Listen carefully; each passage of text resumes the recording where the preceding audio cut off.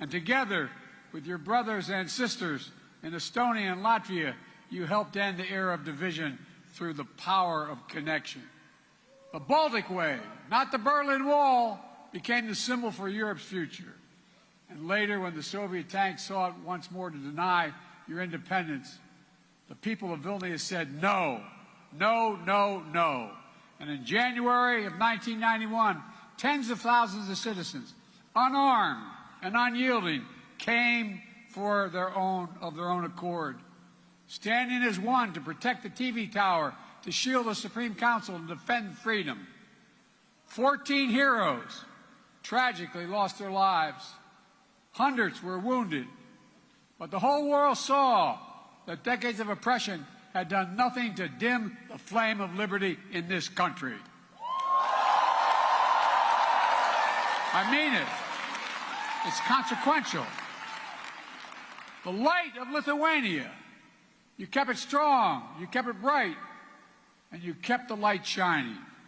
Here in Vilnius and in Washington, D.C., where the yellow, green, and red of your flag flew every day, this past year, we've celebrated 100 years of unbroken diplomatic relationship between the United States and the Baltic states. America never recognized the Soviet occupation of the Baltic. Never, never, never, Mr. President.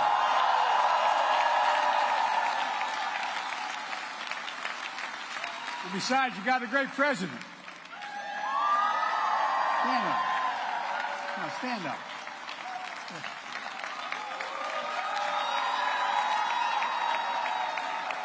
As your president can tell you, the bonds between Lithuania and the American people have never faltered.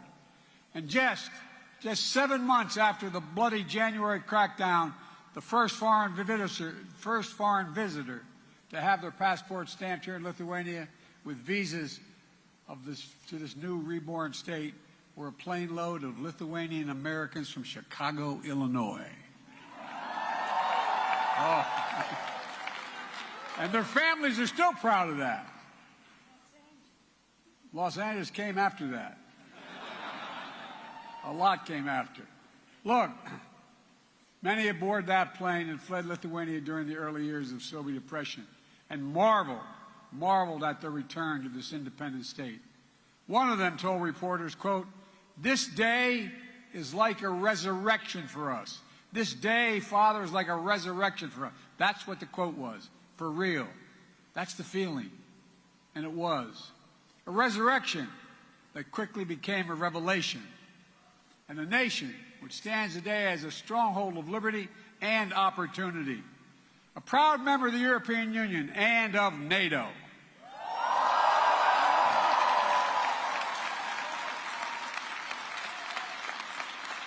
I had the great honor as United States Senator of championing Lithuania and other Baltic states to join NATO in 2004. Wasn't I brilliant doing that?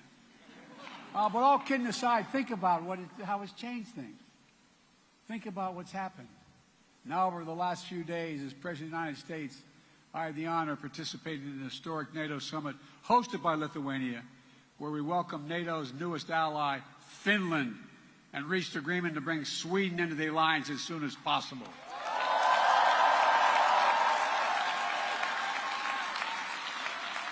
And President Erdogan kept his word. We've witnessed your historic journey, and I'm proud to call Lithuania friend, partner, and ally. Ally, ally.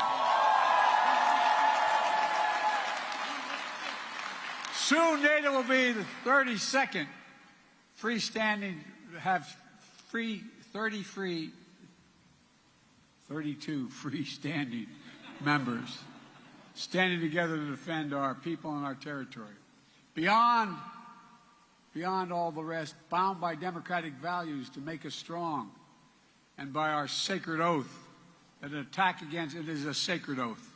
Attack against one is attack against all, because each member of NATO knows that the strength of our people and the power of our unity cannot be denied.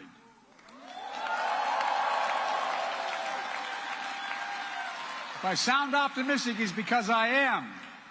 Today, our alliance remains a bulwark of global security and stability, as it's been for more than 7 decades. NATO is stronger more energized, and yes, more united than ever in its history. Indeed, more vital to our shared future. It didn't happen by accident. It wasn't inevitable. When Putin and his craven lust for land and power unleashed his brutal war on Ukraine, he was betting NATO would break apart. He was betting NATO would break. He thought our unity would shatter at the first testing. He thought democratic leaders would be weak, but he thought wrong. Faced with the threat,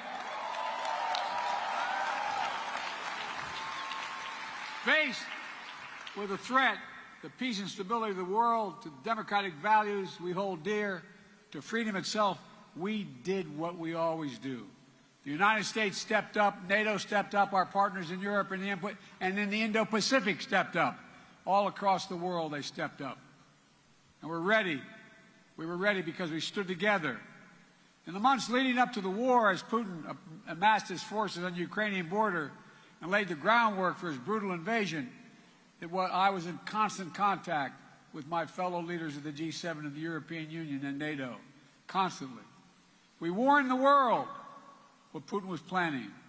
Even some in Ukraine didn't believe what we had our intelligence community found. We made sure NATO was prepared to deter any aggression against any member state. We pursued intense diplomacy with Russia, seeking to avert this terrible war. And when Russian bombs began to fall, we did not hesitate to act. We rallied the world to support the brave people of Ukraine as they defend their liberty and their sovereignty with incredible dignity. I mean that from the bottom of my heart. Think about it. Think about what they're doing. After nearly a year and a half of Russia's forces committing terrible atrocities, including crimes against humanity, the people of Ukraine remain unbroken. Unbroken. Ukraine remains independent. It remains free.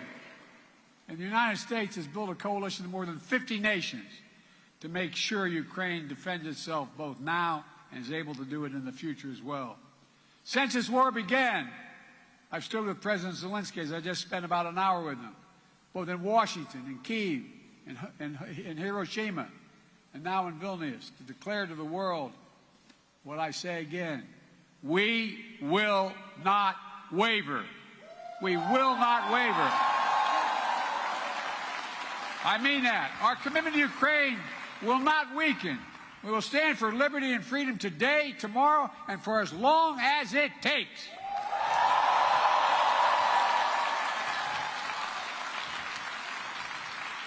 We all want this war to end on just terms, terms that uphold the basic principles of the United Nations Charter that we all signed up to: sovereignty, territorial integrity.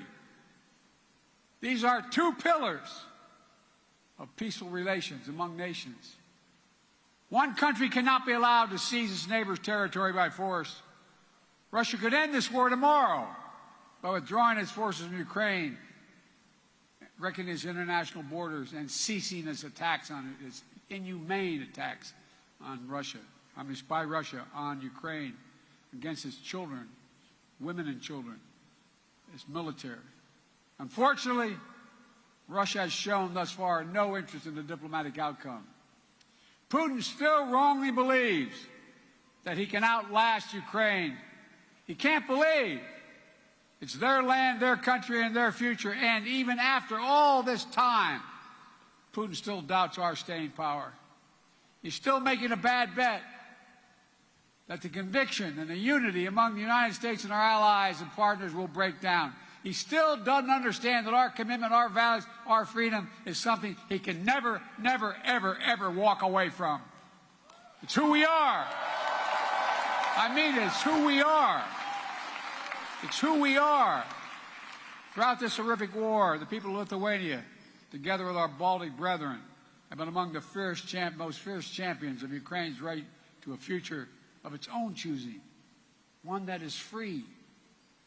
Because you live so long with freedom denied, many of you who are older know better than anyone how precious the right to determine your own future is. Precious to people everywhere, everywhere. Not just in Ukraine, but Belarus, Moldova, Georgia. and all the places around the world where people continue to fight to make their voices heard. So my message to all of you tonight is keep it up, keep it going. Keep reminding the world of hope that Lithuania embodies, and that's what you embody, hope in this country. Oh, I really mean it. I'm not joking. I mean this sincerely. We must never forget how much this matters, and never, never give up on a better tomorrow. The defense of freedom is not the work of a day or a year. It's the calling of our lifetime, of all time. We are steeled for the struggle ahead. Our unity will not falter, I promise you. Folks, as I look around the world today at a moment of war and peril, a moment of competition and uncertainty, I also see a moment of unprecedented opportunity. Unprecedented opportunity. Opportunity to make real strides toward a world of greater peace and greater prosperity, liberty and dignity, equal justice under the law, human rights and fundamental freedoms, which are the blessing and birthright of all of humanity. That is the world the United States is working toward. And it's one we'll only reach if we do it together. And I mean together.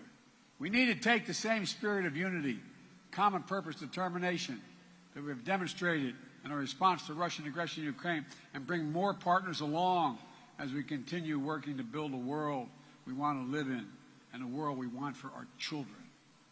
My friends, at the most fundamental level, we face a choice. It's not hyperbole. We face a choice. A choice between a world defined by coercion and exploitation, where might makes right, or a world where we recognize that our own success is bound to the success of others. When others do better, we do better as well. Where we understand that the challenges we face today, from the existential threat of climate change to building a global economy where no one gets left behind, are too great for any one nation to solve on their own. And that, to achieve our goals and meet the challenges of this age, we have to work together. And I mean this sincerely. The world's changing. We have a chance to change the dynamic. That's why I've been so focused as president on rebuilding and revitalizing the alliances that are the cornerstone of American leadership in the world. These past years, we brought the transatlantic partnership to new heights, reaffirming the importance of the relationship between Europe and the United States as an anchor to global stability. The idea that the United States could prosper without a secure Europe is not reasonable. We've also elevated it. It really isn't. Not a joke.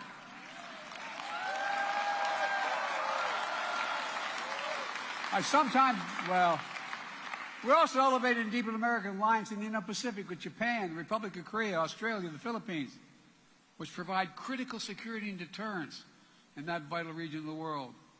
Through our Quad partnership, it's a fancy way of saying our partnership with Australia, India, Japan, and the United States, we're bringing major democracies of the region together to cooperate, keeping the Indo-Pacific free and open, prosperous, and secure.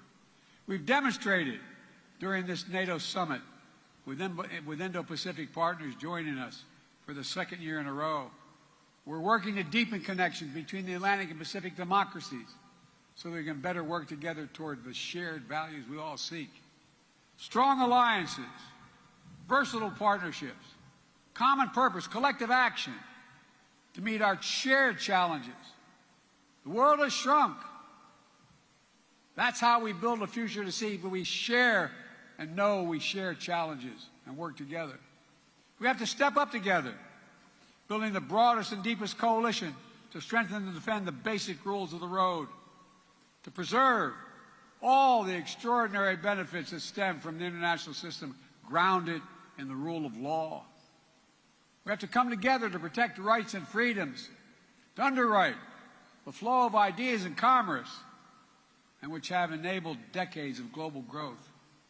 Yes, territorial integrity and sovereignty, but also principles like freedom of navigation and overflight, keeping our shared seas and skies open so that every nation has equal access to our global common space.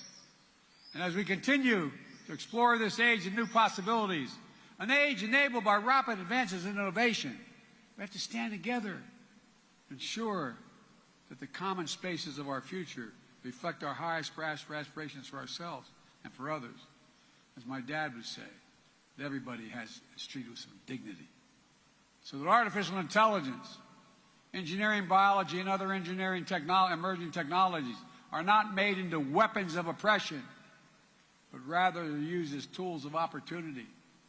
Working with our allies and partners to build a supply chains that are more resilient, more secure, so we never again face a situation like we had during the pandemic, where we couldn't get critical goods we needed for our daily lives.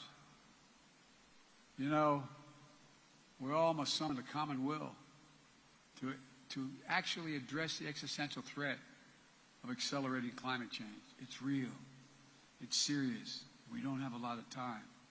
It is the single greatest threat to humanity. It's only by working together that we'll prevent the worst consequences of climate change from ravaging our future and that of our children and grandchildren. We also have to recognize our shared responsibility to help unlock the enormous potential that exists in low and middle income companies around the world, not out of charity, but because it's in our own self-interest. We all benefit when more partners stand together working towards shared goals. We all benefit when people are healthier and more prosperous. And that's not, again, hyperbole, it's true. We all benefit when more entrepreneurs and innovators are able to pursue their dreams for a better tomorrow. You know, so we need to update our tool set to better address the needs of today in this interconnected world. A world where climate disasters, pandemics, conflicts, spill over borders, make it harder to address the challenges of poverty and instability that hold so many people back. That's why the United States is leading an effort to transform the multilateral development banks, like the World Bank, help them better address the global challenges while enhancing their core mission of reducing poverty and boost shared prosperity. We're all working together with our partners in the G7 to address the enormous needs for high-standard infrastructure around the world, especially in low- and middle-income countries in Africa, Latin America, and Southeast Asia. It's a statement about the world we want to build together. Ladies and gentlemen, we stand at an inflection point in history, where the choices we make now are going to shape the direction of our world for decades to come. The world has changed. Will we turn back naked, unchecked aggression today to deter other world would-be aggressors tomorrow? Will we staunch the climate crisis before it's too late? Will we harness the new technologies to advance freedom, or will we diminish it? Will we advance opportunity in more places or allow instability and inequality to persist? How we answer these essential questions is literally going to determine the kind of future our children and grandchildren have. And again, that's not an exaggeration. It's a fact. It's going to take all of us. All of us. I believe that with ambition, with confidence in ourselves and one another, with nations working together for common cause, we can answer these questions. We can ensure the vision we share and the freedoms we cherish are not just empty words in a troubled time, but a roadmap.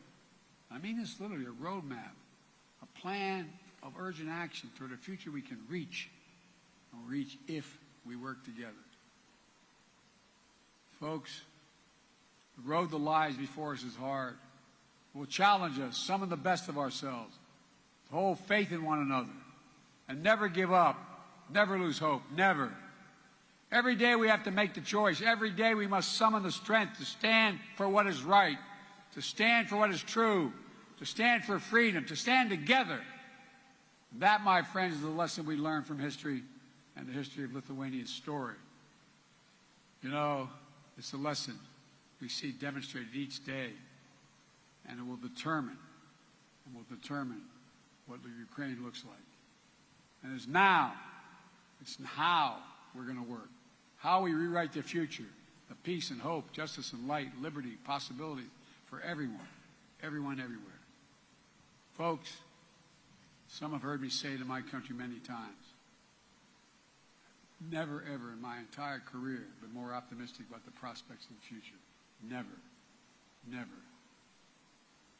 So let me just say thank you for taking the time to be here to listen. God bless you all, and may God protect the freedoms of the protectors of freedom in Ukraine, here, in every nation of the world, everywhere. God protect our troops. Thank you, thank you, thank you.